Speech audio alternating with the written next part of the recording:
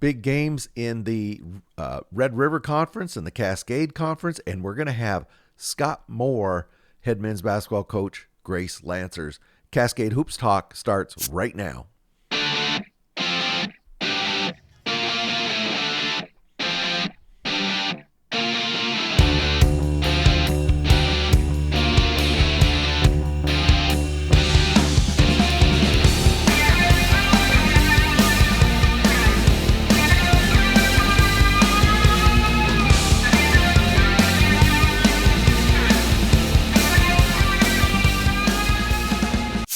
Let's start right here with the number 2 team in the nation.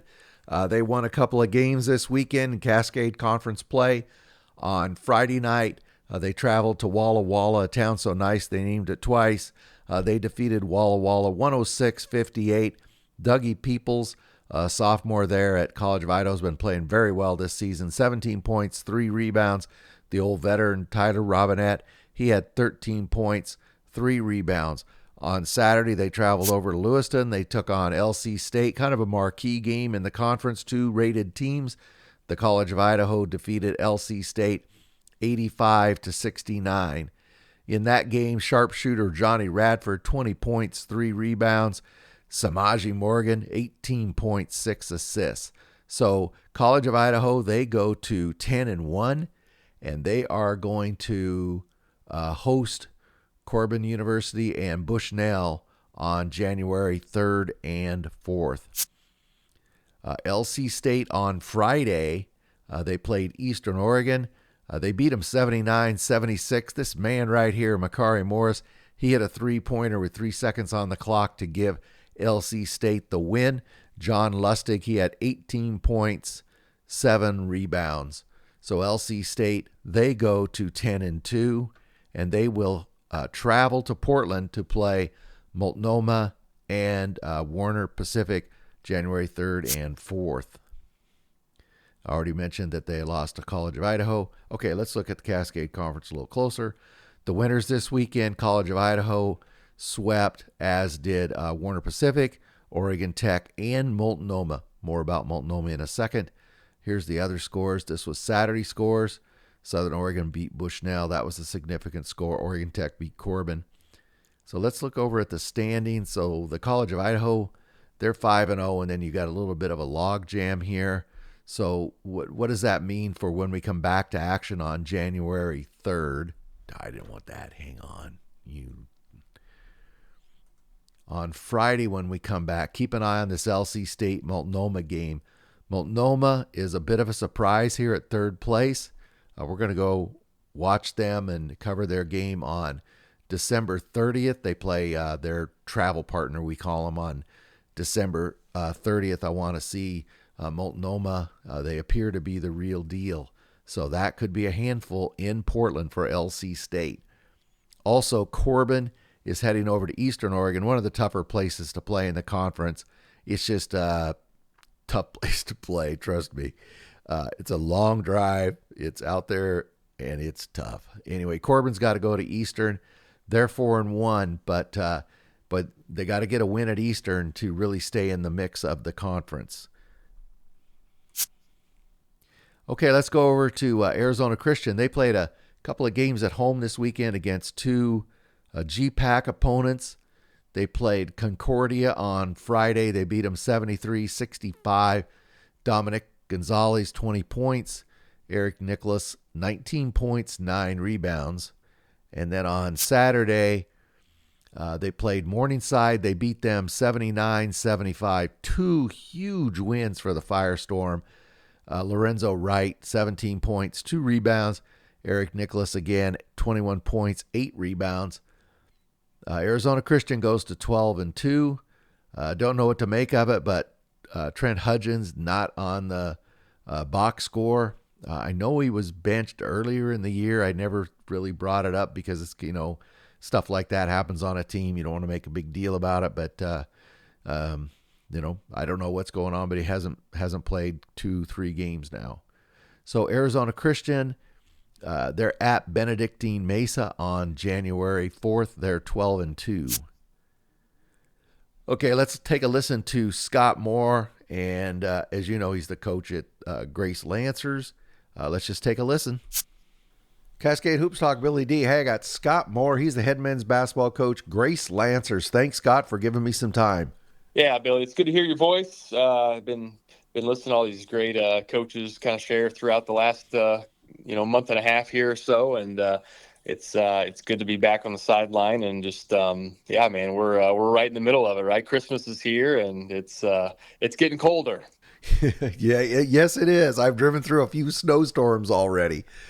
Unless you play in the Sun Conference, then you're getting a tan still. But us Midwest or Northwest teams are looking a little pale right now. Yeah, I was giving Ted Elbert a little bit of heck about that. He's out there in California playing a couple games. I said, "Hey, what's wrong with Fort Wayne in December? I don't understand the problem here." Well, Ted's no dummy, man. We went to Texas. They went to California. Mount Vernon went to California. A lot of teams are going to Miami. I mean, we Yeah. got it figured out.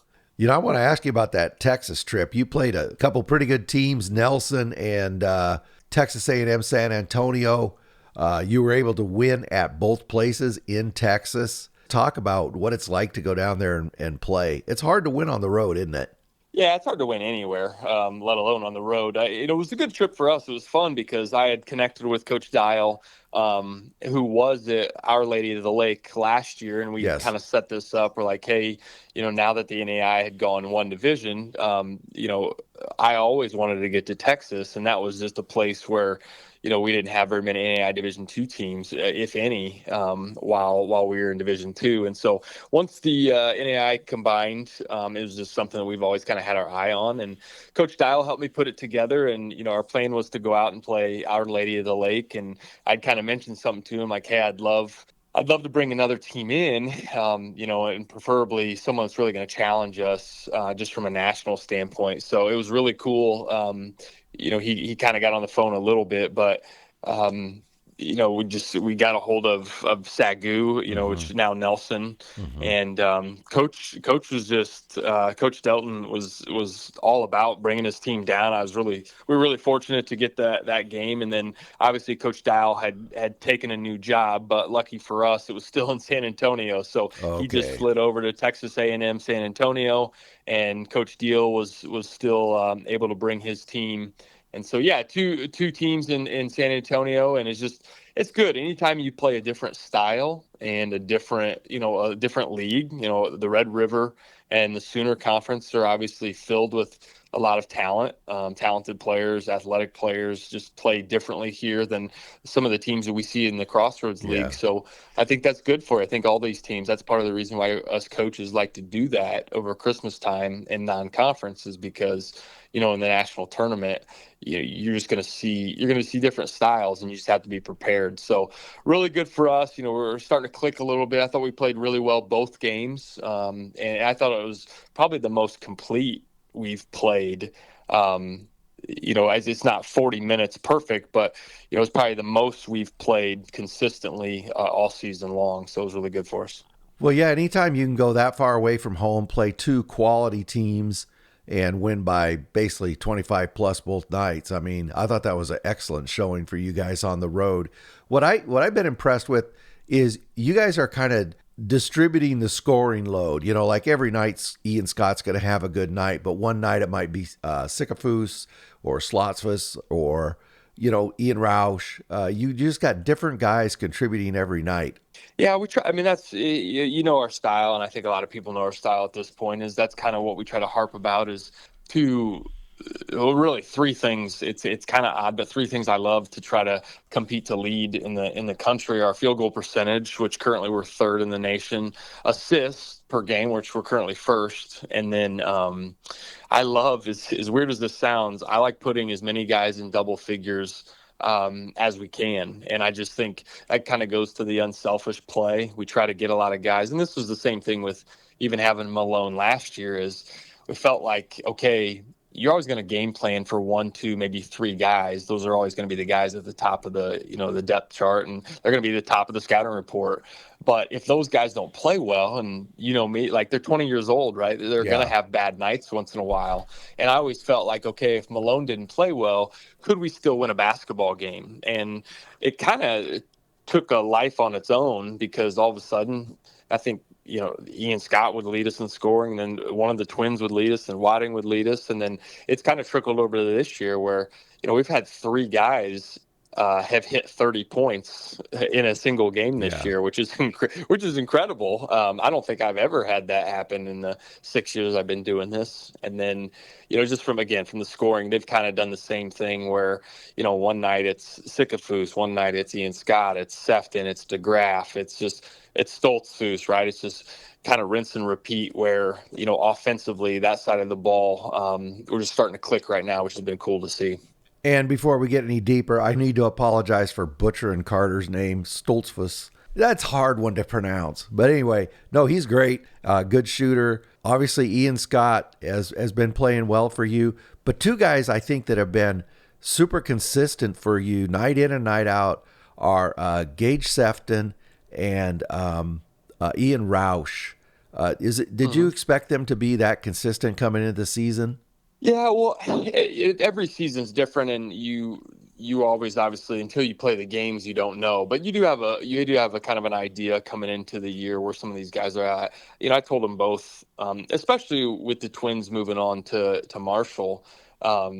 We kind of had to sit down and say, okay, like ready or not, like you're going to have to take a big step. And you may not be ready, but your team's gonna need you to do this. And I thought both of them had excellent summers this summer.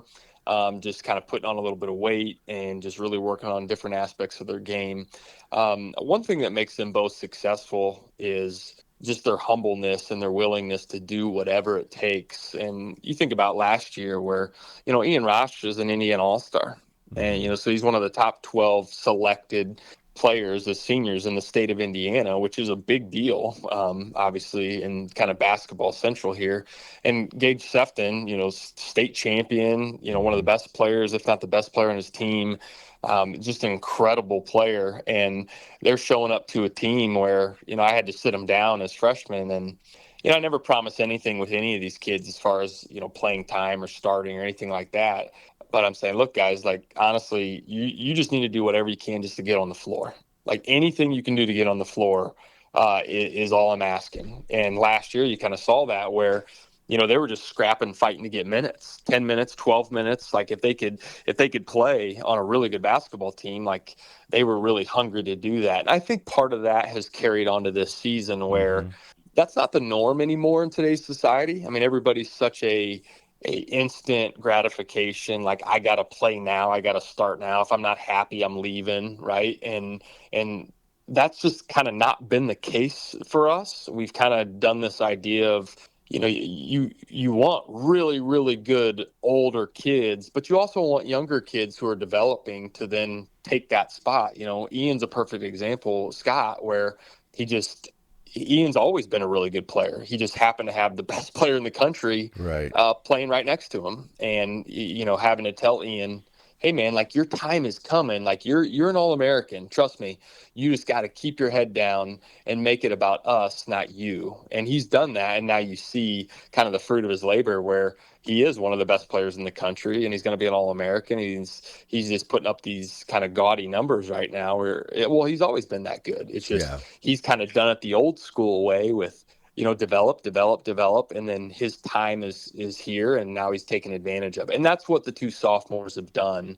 And really, now you're taking a look as those two guys are going to be a staple for us for a long time because, Billy, we don't have any juniors on our team. Yeah. We are seniors and then sophomores and freshmen.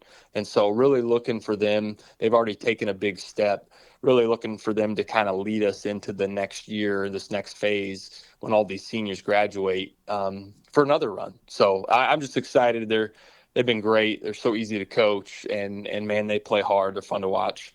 I want to talk to you about the Crossroads League, but before we get to that, my observation, I'm curious what your observation is. I think this is the most parity I've seen as an NAI fan. It's kind of everybody's beating everybody. I think before the season is over, every team in the country is going to have a rough stretch. You went through one, Indiana, Wesleyan went through one. Tough not to have one because it seems like everybody is so good. A good example of this is Madonna. Everybody was ready to, just call them dead and buried. And then this weekend, they won 6 out of 7, and this weekend they beat Spring Arbor and St. Thomas, two very, very good Mm-hmm. teams. No, we said that, and I'm not just making this up. I think other coaches would tell you.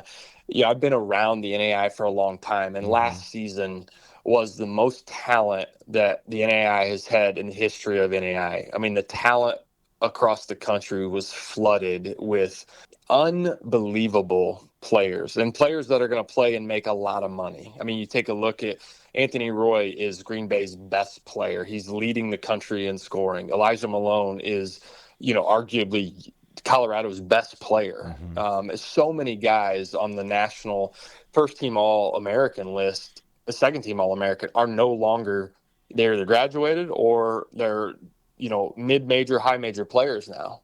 And so what's that's opened up as you kind of see this is like there is a lot of parity. Not only is there a lot of parity in our league, but there's a lot of parity across the country where I think it's safe to say, there really is no dominant basketball team. Georgetown's playing really well right now. I Mm-hmm. know Northwestern with Van Kalsbeek's, the brothers are playing really well. Dort's lighting it up. There's some other team. College of Idaho is kind of rinse and repeat. Mm-hmm. We've had our run here a little bit where it just you get to the tournament, it's like, holy smokes. I think last year you could probably pick about 5 or 6 teams where you felt pretty confident, okay, as long as health reasons, like one of these 6 are going to win this, right?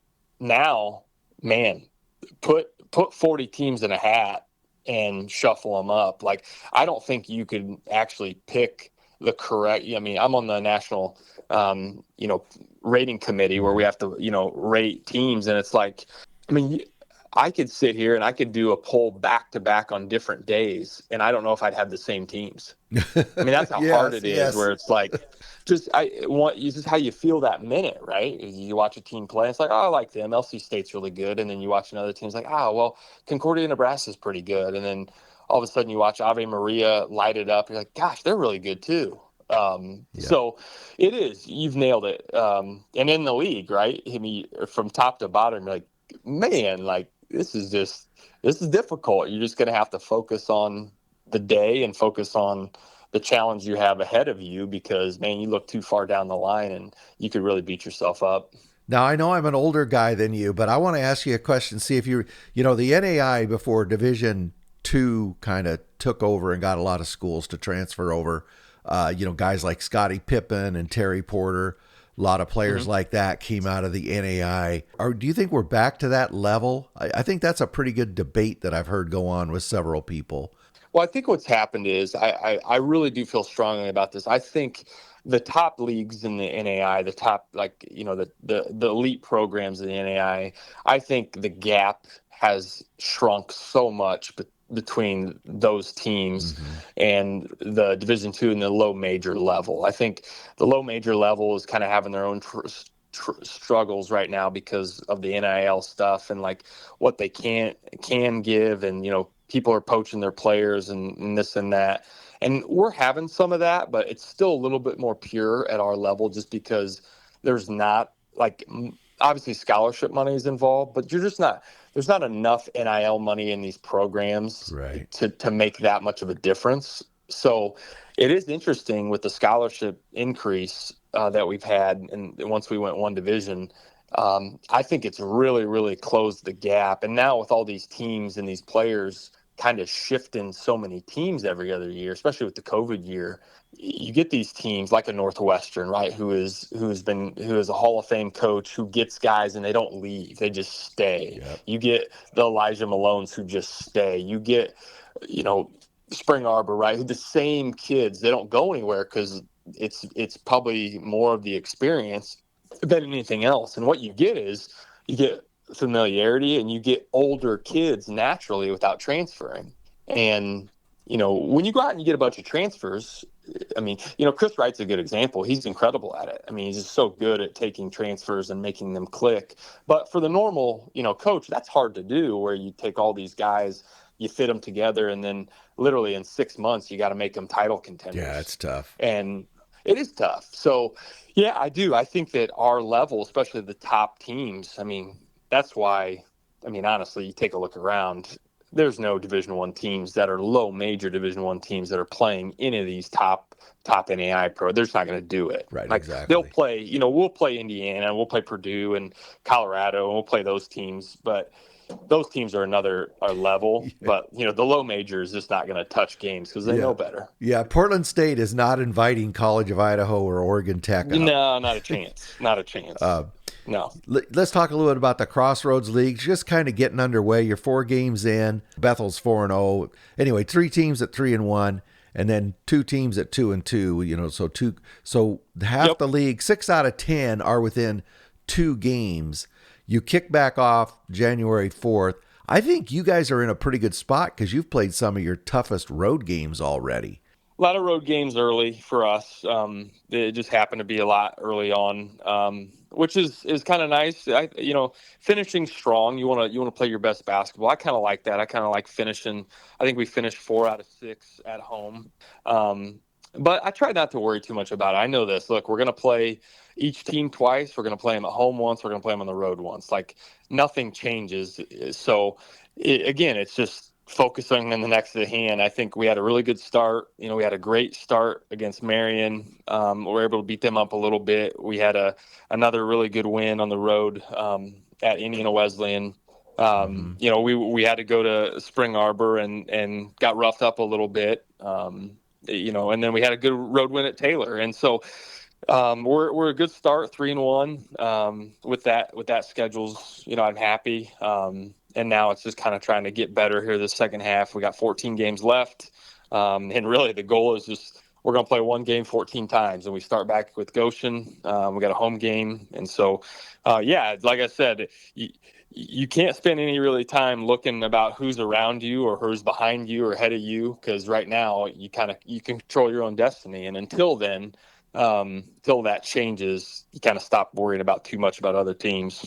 Yeah, and in the league, it's always this way. But I mean, this year, it doesn't matter if you're playing the last place team or the next to last, or I mean, you're going to have a strong. Even Goshen, they're 4-8 right now. Marion is near the bottom, but you're not going to take them for. There's no night off.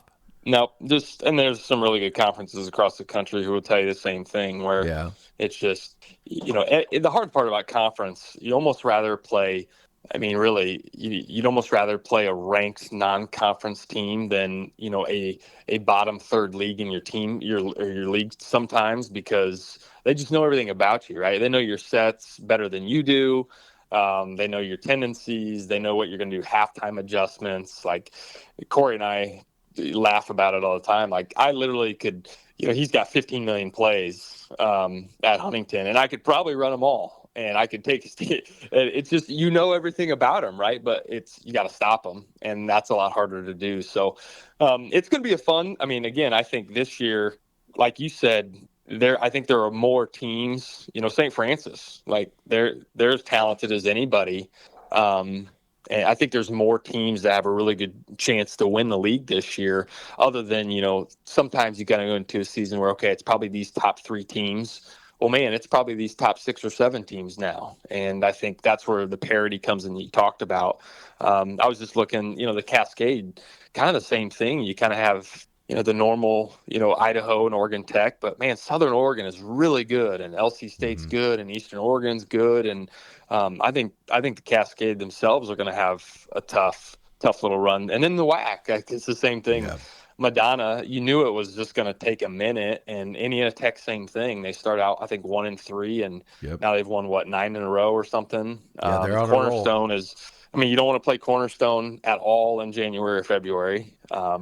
They're a problem. Lord, same thing. So it's going to be fun. It's going to be a fun year. I do not envy the Raiders at the end of the year, because I think the National Selection Committee is going to have a really difficult time on their hands with, kind of getting the last 5, 6, 7 teams in. But that's why we play the games, man. And I'm excited, and I like where we're at. It's funny you mentioned about the WAC, because that conference, it kind of looked like Indiana Tech wasn't really going to be in the conversation, nor Madonna, and now that's been flipped upside down. And yep, that's why we played 28 and not 6. If we played 6 games, a lot of us would not be coaching anymore, I'm sure. Scott, that's one of the reasons, we're trying to get some cross-conference preseason games set up. I know you've been working really hard on that to try to get some things set up. Why is that so important in the preseason to see teams all across the country? It's a big deal because obviously, just from a national rating, you want to mix teams up, just so you can see other styles. I think that's the one thing, especially with national tournament, right? Um, you get to experience different styles of play that you're not used to seeing. The other thing too is, especially as a voter, like it's good to see guys in action. Next year we have an opportunity, and you're part of the reason for this, Billy, is you kind of had the idea of setting up, the whole Oregon trip that we were able to come Mm-hmm. on with Bethel, and we've continued that. Where now next year we get to start a 2-year us in Huntington with GPAC. So Morningside and Briarcliff, because they're so close. They're going to come to Indiana next year, and we're going to play one game at Grace and one game at Huntington. And then the following year, we're going to go out to Iowa and play one game at Morningside and one game at Briarcliff. And if all goes well, we'll try to do another 2-year. But those are good because, number one, you're playing against really good teams. And number two, you're playing against just quality opponents that, you're not going to see again until March, February. Yeah. So I especially with the strength of schedule and the quad stuff now, I can say this as a national rater. It's so important, especially early on, if you can control it. And I know not everyone has the luxury with either travel or obviously limited amount of games they can play. But man, you got to get out and you got to play against some good teams if it allows it. Mm-hmm. Going and playing against some of these Sun teams, right? Playing against Florida Memorial and Ave Maria, going to Idaho or going to the GPAC, or coming to Indiana and playing an Indiana Tech and a St. Francis on a weekend. Like it's just valuable. And I think what these coaches are starting to see are it should only help you. Yeah. Right. If you obviously you got to win or you got to compete, but if you lose that game against a quality opponent, like as Raiders, we shouldn't look at that and say, okay, I'm not gonna take Morningside down because they came and got beat at Huntington. What I'm gonna do more than ever is I'm gonna give Morningside credit. And if they do beat Huntington or they do beat Grace, yeah, it's helping them, Mm-hmm. right?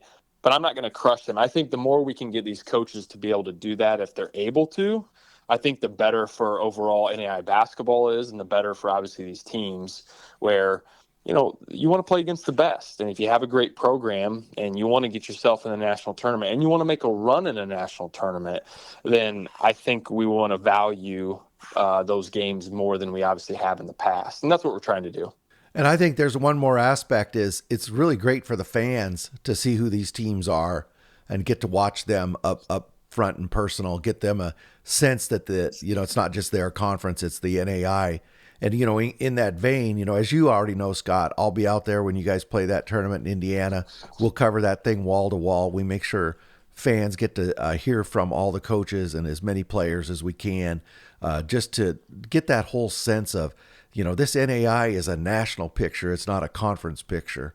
For sure. And I tell you what, if as a fan, if you want to watch offense, now I can't guarantee people will guard anybody, but if you want to watch offense, holy smokes, come watch the GPAC versus the Crossroads, because it is some of the best offensive basketball. And that's the appealing part too, Billy, is, I struggle sometimes, and I know part of it is the physicality, but you're watching some of these high major teams, and man, it's some tough basketball to watch sometimes. And not everybody, but man, I'm sitting here just watching film and I get caught watching, Dort play. And it's just like, this is just fun, man. The ball movement, the spacing, the incredible shot making abilities of these Yeah. kids.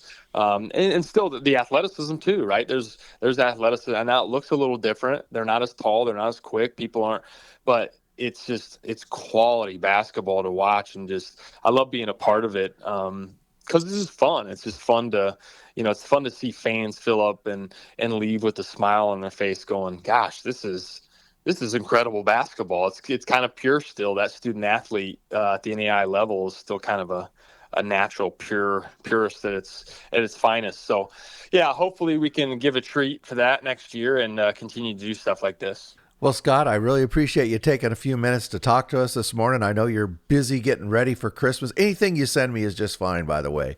Okay. I'm not picky at all. I'll make sure I do that. You know me as a basketball coach, like anyone else. We start our Christmas shopping on December 23rd, and we usually finish it on December 23rd. So tomorrow, whenever, I don't know when you're playing this, but today's the 22nd. I'm going to get my Christmas shopping done tomorrow. I think it's going to go out on the 23rd, so you can listen to it while you're Christmas shopping. Deal.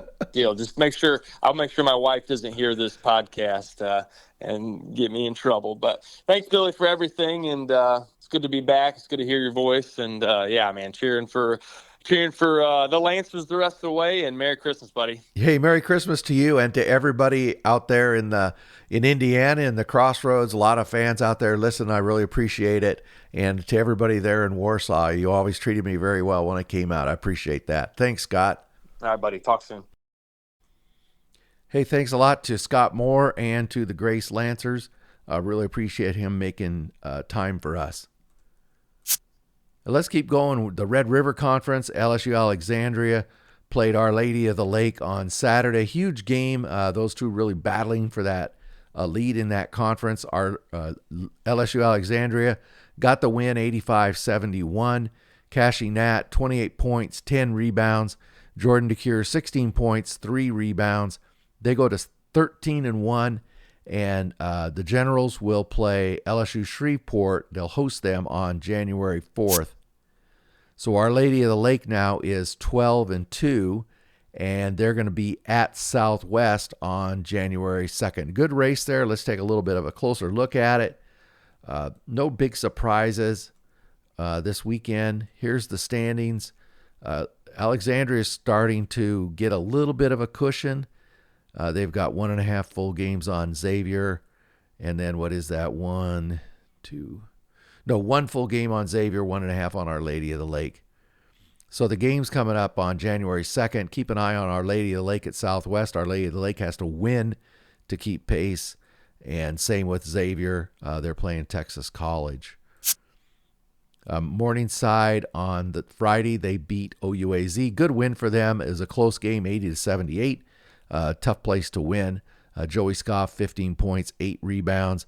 And Brendan Buckley, 14 points, 3 rebounds. So they go to 11-3, and they're going to play Mayville State on December 29th. And we already mentioned they lost to Arizona Christian. One more quick note. Morningside, Madonna had struggled earlier in the year. They've really turned this thing around. This weekend, they played both Spring Arbor and St. Thomas there in Livonia. They beat them both. 2 good quality wins for the Crusaders. They've won 6 out of 7 now. Kind of as a side note, Brendan Young, he joins the 900 rebound club. But Coach Emmenheiser, congratulations to him getting that team turned around. They're going to have to make a wild run to make a run at the conference or the playoffs. But if anybody can do it, they can. And if you're one of those groups that was going for clickbait and just going after, these non-NIL, non-paid student athletes just to get some clicks, I think you should buy a mirror, and I really strongly suggest you go look in it. Chicagoland played a little bit this weekend, a few games. One surprise was that St. Xavier, not a huge surprise, but they beat IU Northwest 95-93. So let's look at the standings at the top of that. Boy, it's all knotted up. We'll see when after the holiday when this conference gets going again. But look, boy, it's going to be tight at the top there in the Chicagoland. Hey, well, that's all I have for you tonight. And it's December 23rd. Tomorrow, Santa Claus is coming tomorrow night. Oh, I hope you were good. This is Billy D, and thank you to everybody for watching and all the kind things that I hear from everybody. And we'll talk to you after Christmas. This is Billy D. That's all I got. Thank you very much for supporting our podcast. Please like and subscribe. Get out to your local NAIA school because NAIA basketball is the best entertainment value in America.